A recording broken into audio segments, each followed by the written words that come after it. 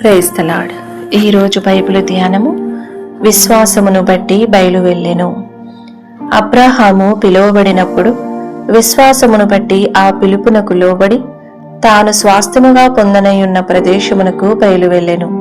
మరియు ఎక్కడికి వెళ్ళవలెనో అది ఎరుగక బయలు వెళ్ళెను. హెబ్రీయులకు రాసిన పత్రిక 11వ అధ్యాయము 8వ వచనము. విశ్వాసమును బట్టి హేబేలు ఒక హతసాక్షిగా మరణించి సమాధికి దిగి వెళ్ళెను. విశ్వాసమును బట్టి హానోకు మరణము చూడకుండా పరలోకమునకు కొనిపోబడెను. విశ్వాసమును బట్టి నోవాహు ఓడలోనికి వెళ్ళెను.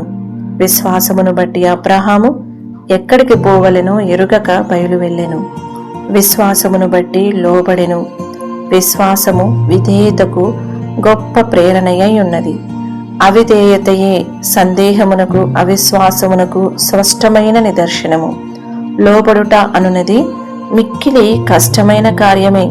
మరి ముఖ్యముగా వృద్ధాప్యమందు ఒకరి భావనలు, ఆలోచనలు, వారి యొక్క గతకాల అనుభవములను ఆధారము చేసుకొని స్థిరముగా పాతుకొని పోవుట వలన లోబడుట అనున్నది అట్టి వారికి చాలా కష్టమైన విషయముగా ఉండునన్నది దయచేసి గమనించండి. తమ ఉద్యోగమును విరమించుకొని మరణించుటకై తమ స్వదేశమునకు వెళ్ళు నవీన మిషనరీల వలె కాక, దేవుడు తనను పంపిన దేశమునకు సువార్తను తీసుకుని బయలువెళ్లి అచ్చటనే మరణించిన మొట్టమొదటి మిషనరీ అబ్రాహామే. అబ్రాహాము పిలువబడినప్పుడు విశ్వాసమును బట్టి ఎచ్చటికి వెళ్ళుచున్నాడో తెలియకపోయినప్పటికీ తాను ఎవరి వెంట వెళ్ళుచుండెనో అతడు ఎరిగియుండెను. విశ్వాసమును బట్టి అబ్రాహాము సత్యము నిమిత్తమై తన స్వదేశము నుండి, తన స్వజనము నుండి, తన ఇంటి నుండి ప్రత్యేకింపబడెను. సత్యము నిమిత్తము మనము కూడా ప్రత్యేకించుకొనుట ఆవశ్యకము.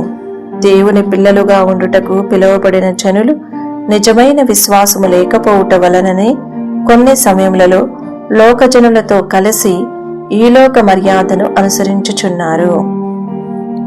ఈ వీడియో యొక్క పూర్తి స్క్రిప్ట్ కావాలంటే దయచేసి డిస్క్రిప్షన్లో చూడండి. ఈ వీడియో ఆంగ్లము మరియు హిందీ భాషలలో కావాలంటే ఛానల్ను సబ్స్క్రైబ్ చేయండి మరియు వీడియోలను క్రమంగా అనుసరించండి. Praise the lord.